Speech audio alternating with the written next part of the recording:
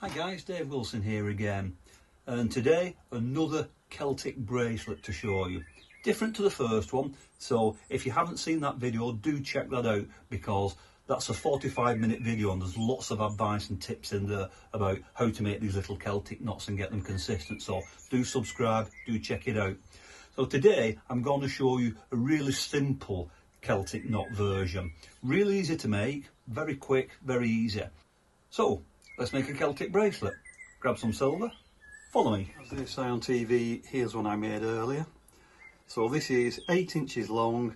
It consists of 1, 2, 3, 4, 5, 6, 7, 8, 9, 10 links and the hook, and then we've got the connecting jump rings in between. And I can tell you that this weighs 10 grams. And this is made from 1.2mm wire, and that equates to about 3 feet of wire. So if you get 3 feet of wire, that should be enough. And remember, the great thing with this project too is that all we're doing is cutting the wire and then bending it to shape or making jump rings. So there isn't actually any wastage. Let me show you how to make it. Follow me. There we go. Please forgive my dirty nails, but I am a jeweller, so I've got dirty hands. So this is it. Again, it might look complicated at first, but if I get some tweezers, and if I just pull that there, 1 second. Oh, there we go. So you can see it's a figure 8 and a round jump ring. And when you push them back together, you see you get sort of Celtic knot pattern. Simple. So the first thing we need to do is we need to make a load of these figure 8s. So I'm going to cut 10 pieces and I want them 41mm long. Always just trim the end. Just make sure you've got a nice straight end to start with. Make sure it's straight. So pop it on my ruler and I want 41mm. If you want to do 40mm, that's absolutely fine. The reason for 41 is because that's the exact dimensions of my classic Celtic bracelet. Now again, I've shown you this trick before. There's a jagged edge there from the cutters, so I just clean up that edge and then cut the next one so that they've all got flush edges at both ends. There we go, 10 pieces, 41mm each. And again, at this stage, just check that they're all uniform, they're all straight, they're all the same length, and if you need to, just clean up the ends with a little file, get them nice and square. We're going to solder the ends together to make a continuous loop, but don't worry about the shape yet. Bend them into a D shape, and what that does is that brings the ends together flush and it gives you a nice easy solder joint. So just bend it round, some pliers here, and just get the ends touching. Doesn't matter about the rest of it, just get those ends nice and flush. So by making a kind of a D shape, you bring these edges together parallel. So rather than making a ring where they're a V shape, if you put them together straight like that, it's easier to get a nice clean solid joint. So do them all like that and make sure that the joints are nice and clean. So I've just cleaned them up with a little bit of emery paper just on the joints as well. Always make sure that it's nice and clean before you go and solder. So over to the soldering bench. Follow me. Here we are at the soldering area. I'm going to be using some paste solder, which is nice and convenient, but very important. We need to start with hard because we're going to be soldering the jump rings later on in the middle, so start with hard and then we'll use medium later on. And I've also got some flux here that I'm going to use. Imagine this is the ends of your silver there, butted up, yeah? So these are the ends here. Now, your solder paste has got flux built into it, but what can happen is that the ends of the wire start to oxidise before the flux has had to melt and run in. So consequently you get a nice solder joint, but the solder doesn't actually run inside the joint there where you want it. So consequently it looks great, but like I say, it breaks. So make sure that the ends of your wire are nice and clean, and always flux the ends of your wire. So you see, if I flux the ends of the wire round there, same on the other end, then what that means is I can put the paste solder on, and as I heat it up, this flux will protect those ends. So when the solder flows, the solder's going to go into that gap and it's going to fill that joint nicely. So we're going to get a nice clean joint, nice and strong. I'm using my Smith's little torch here with a number 4 nozzle, but like I've said before, it's very easy to make these with a little butane torch or a little chef's torch. You don't need a lot of heat. Just give you a close-up shot here. So same again, a little bit of flux, get that joint nice and wet so I know that it's protected. Warm it up, and I'm warming the flux up first because if not it'll just throw the solder off. There we go. A little touch of solder paste, and remember you're only coating the ends of a piece of wire, so just a tiny little amount, that's all you need. Warm it gently. This is only 1.2mm wire, so we don't need a lot of heat. There we go. And do the rest. When they're all done, take them out of the water and put them in the pittle. So I'm using Perpetual Smart Pittle here, which makes an acid. So that will clean off all the flux and all the oxide. So just leave them in there, nice and warm, for about half an hour.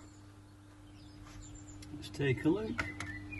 And yeah, you can see they're all nice and white and clean now. So give them a wash and then take them over to the other bench. Because we're going to be doing multiple soldering jobs as we go along, we need to make sure that the silver is always nice and clean, especially before we do the next soldering item. So if you've got a little tumbler, you know, a barreling machine, then stick them in for half an hour, keep them nice and clean. If you don't have anything like that, then at the very least put them under a tap, some warm water, and use an old toothbrush or a little brass scratch brush. But keep everything clean as you go along, very important. Now we get to the fun bit. We need to turn all these ovals and D shapes into a perfect figure 8. Put a little mark there. That's the solder joint. So make sure that the solder joint is at one of the ends like that.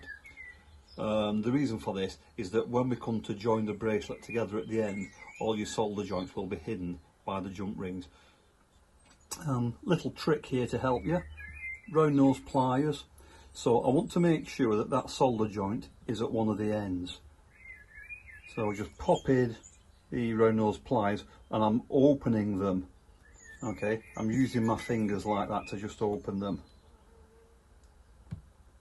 So just open them a little bit like that. That's just enough to get my 2 bars in, but make sure that that is at one side. In my case, the inside of these 2 loops here is 5mm. Okay, that's a 5mm bar. So in order to make that, you just need 2 bars like that. So let me show you. Solder joints there, 5mm bar. You can use a drill bit to dowel, a little piece of rod, whatever. I've got another one here, and I'm going to pop that in there. And then, if you can see this, you just twist like that. See that? And you need to keep going until your bars are both parallel like that. Now you'll find if they need a little bit of persuasion, just use some pliers. These are just some round nose ones. Squeeze it together, and then again just make sure that your bars are parallel. And then when you pull it off, you should have a fairly reasonable figure 8. It's not perfect yet, but that's fine. Put the loop over the end. I'm going in from the bottom there and twist it round all the way. Bump. And there we go. So once you get used to it, it's just one move, it's very quick. So just carry on. Very important quality control as well. Make sure that they're all going in the same direction. You see that? Top left to bottom right. so mine is twisted that way. If any of them are wrong, put the bars in, flip them back the other way, make sure that they're all the same. Very important. Now the next thing is a pair of round nose pliers. Okay, so pop your figure 8 on the end, and then what you want to do is you want to open the pliers and just keep pulling, and you want to get the knot all the way down. Now in my case, the base of these pliers is at 5mm, so if I get them all the way down to the bottom, I know that's right. And if I show you there, we've now got a perfect figure 8. If you've got different pliers, then what you can do is push them down, and then once they've gone down as far as you can get them, just put a little mark with a Sharpie marker and make sure that they all go down to the same mark. And this one there that's gone through the pliers and a little stretch, you see it's a little bit more of a cross shape now in the middle, and that's what we're aiming for. Parallel pliers here, and I'm just squeezing that horizontal section there. And I really can't stress this enough how important this is. You see that's kind of S-shaped there, and then when you squeeze it, it goes straight, and it really does make a huge difference to the final look. So once again, you see how it's S-shaped in the middle, and we give a little squeeze, and then you see it forms a perfect kind of crossover in the middle. It really does make a huge difference, so do try and do that if you can. Okay, so this is what I'm going to make, and this is a 5mm jump ring in the middle, so that makes it the same size as the rest of the figure 8, so 5mm, and it uses the same 1.2mm wire. But let me just show you something. If I just move that to one side, just grab this. So the jump ring on this one, this also uses 1.2mm, but this is 4mm, so you see it's just a little bit smaller, and that just gives a little bit more of a kind of bow tie shape. The choice is up to you, and that's what makes it creative. But in my case here, I'm going to go with the 5mm because that's what's in the photographs, and that's the one that I've shown you. So let's make some 5mm jump rings. Right guys, jump rings. Now you probably know, if you're a subscriber, that I have a Pepe Tools jump ring maker. So that's great if you want loads of rings, and that's usually what I use. In the last video, the classic Celtic bracelet video, I showed 2 different methods of making jump rings by hand, just using either wire cutters or a jeweller's saw. So I don't want to repeat myself, you know, check out those videos if you want tips on jump rings. So today I'll show you something different. Let's use a cordless drill. Okay, so this is my cordless drill. Couple of tips. First thing is to switch it to slow speed. If you've got different speed settings, slow speed. You don't want hammer action on, so just set it to drill. And if it's got a reverse function, which most of them do, set it to reverse. So in my case, that's reverse now. I'm right-handed, so I'm going to hold the wire with my right hand and hold the drill with my left. So I want the wire to go over the top and away from me, so that's why I've got it in reverse. If you want to have it the other way around, then use it in forwards. Got my wire here, 1.2mm, 18 gauge, whatever you're using, and just put a little right angle at the end and slot it in between the jaws. You see that there? Just in between the jaws of the chuck. Just start winding, and I'm keeping a little bit of pressure on the wire. Don't go too fast, you don't want it whipping round and hitting you in the face. Obviously wear some safety glasses while you're doing this. And ideally you want to keep the coil nice and tight and compact. 1, 2, 3, 4, 5, 6, 7, 8, 9, 10, 11, 12. I've got about 15 turns there, that should be enough. Release, watch it for springing back because it might still be a bit springy. Slide it off and then trim the ends, and then we can make some jump rings. So little piercing saw. This is a 6-0 blade, which is very fine. A little bit of the old Pepe lube there. Always keep your blade lubricated. And I'm just going to hold it with my fingers there. The only real tip is, as you're sawing, saw in a straight line down the middle. So from the top point to the base.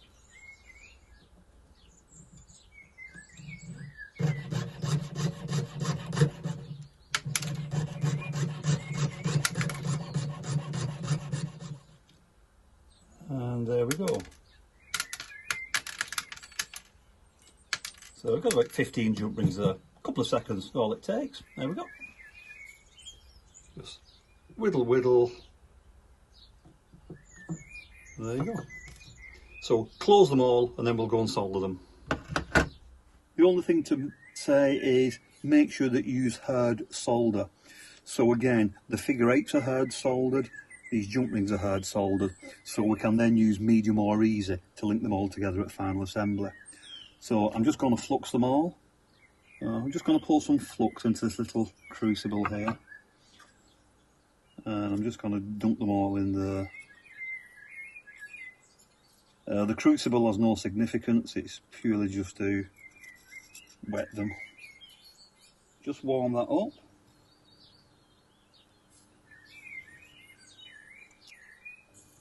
Little touch of solder, not too much. Return it to the heat. There we go. Pop that into the water. And then pick up the next one and just keep going till I've done them all. Nice and quick. Last one, there we go. Quench. And then what I'll do is I'll put those in the piddle for 5 minutes and then give them a good wash and clean them up. So, join me to the bench. Now the fun bit. We need to put the jump rings into the middle of there.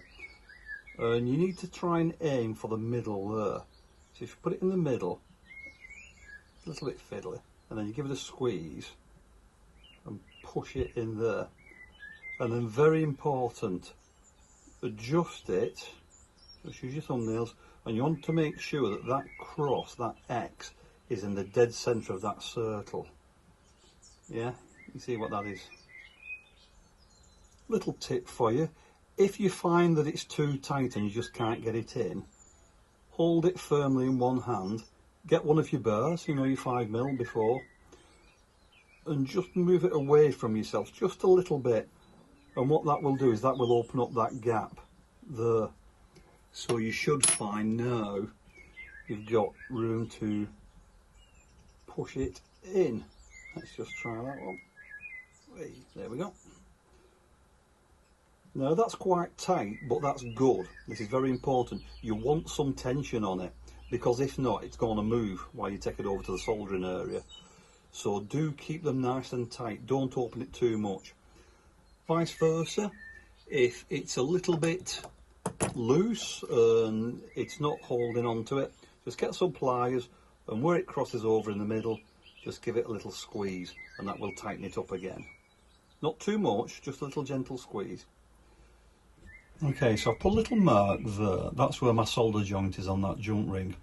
And what you want to do, if you can, is rotate it round so that it's hidden behind one of these crossbars. So you can use your little round nose pliers to do that. So just grab hold of it and just rotate it a little bit. Yeah? See that? And then again, just line it up, just make sure that it's in the dead centre. But now, when we put the bracelet on afterwards, when we assemble it, if we flip it over like that, the solder joint's going to be hidden at the back, you see. So it's just a little extra little tip for hiding your solder joints. So put that to one side for the moment and let's make some little jump rings. Now if you consider using 1.2mm wire here, in order to connect the two links together, 3mm jump rings will be absolutely fine. But if you've seen my other video on the Celtic Classic one, you'll know that I like to use D-shaped wire. I think it looks a bit nicer. Exactly the same thing, you just coil it around the 3mm bar, use the saw to cut it, This is about 2.5 millimeters D shape. So just as before, I've made about a dozen, 12 or so little jump rings there. All my links are ready here.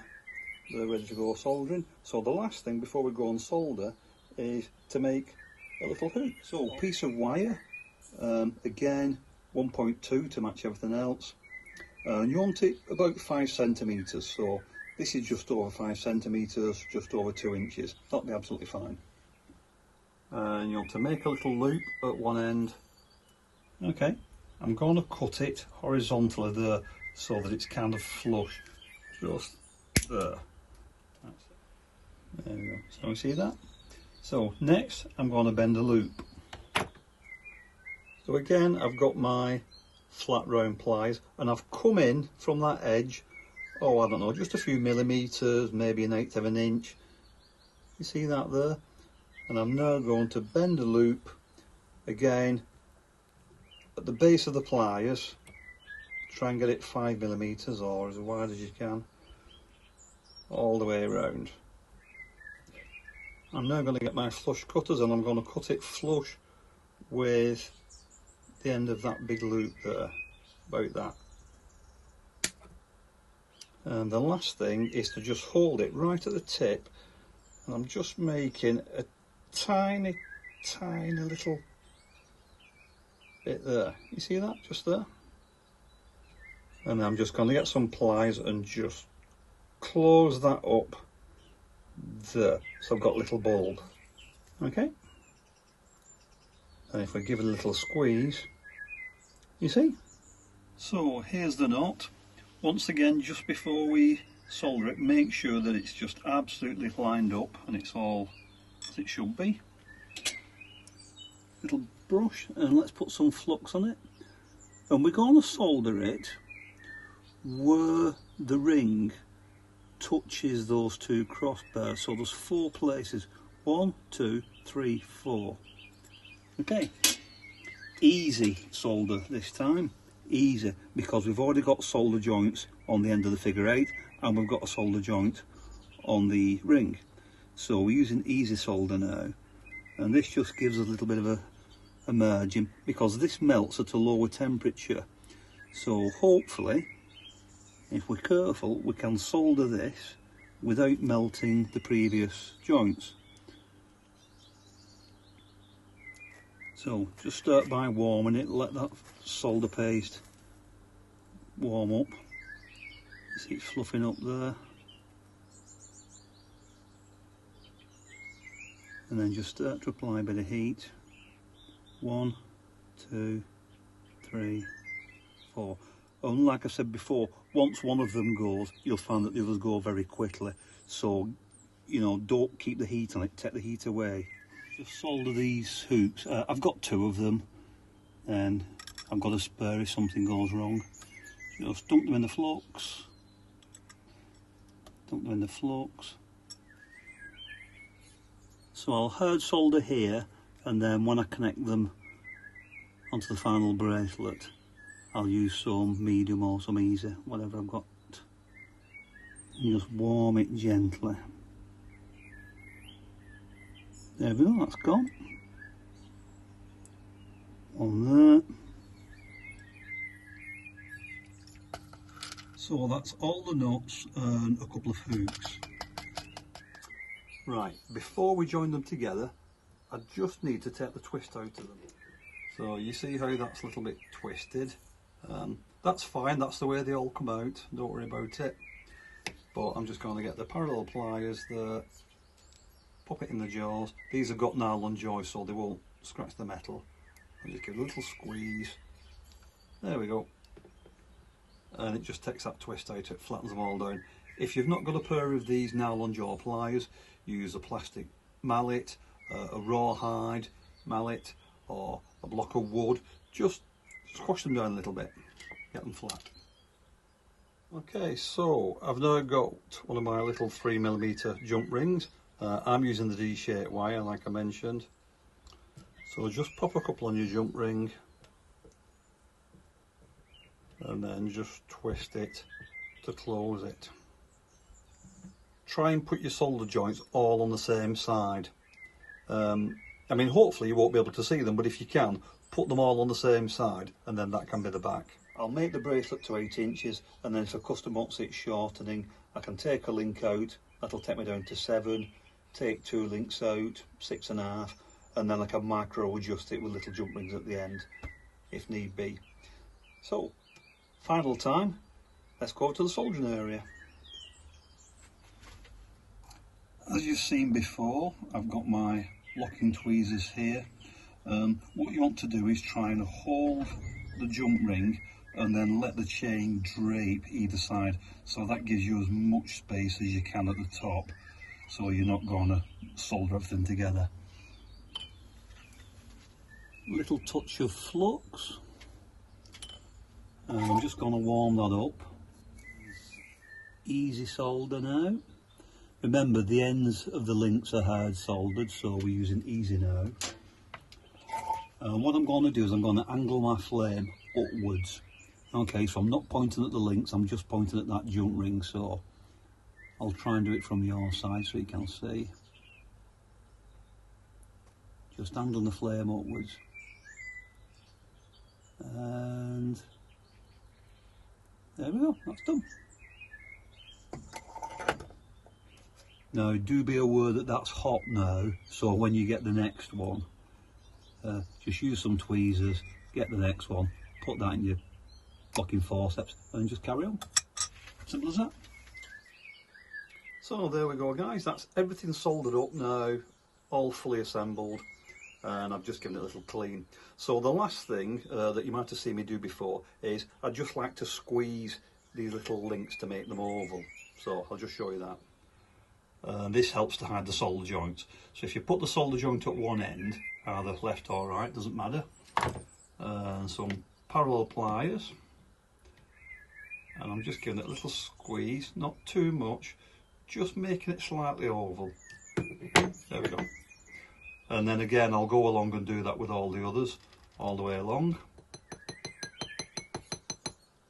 Just a couple of taps on the hook there, and that just makes the hook nice and springy.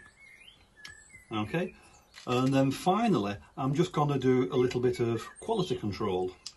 All I'm doing here is just going along, and I've just got some needle files here, and anywhere that there's a solder joint I can see, just giving it a little, just very, very gentle, just clean up. This isn't too bad, I mean, I've been soldering for a long time. Obviously, depending on how good your soldering is, you might need more or less clean up afterwards. But it shouldn't take that much. So there we go. When you're happy with it, the last thing to do is just to give it a real good clean, give it a shine up. Remember what I said in the video with the classic Celtic bracelet though, don't put it on a bench polisher, don't buff it, because you'll flatten it out. If you've got a tumbler, little barreling machine, that is by far the best way to do it. If you don't have a tumbler, then a brass scratch brush, some soapy water, give it a scrub with a brass brush, that'll bring it up lovely. That's all you need. Again, check out the other video for lots of information on tumblers and how to clean it and that. And that's it. Thank you very much for watching. I hope you got something out of that. Hit the subscribe button, hit the like button, leave me a comment, all that stuff. And I've been Dave Wilson, and I'll see you real soon on the next video. Bye for now.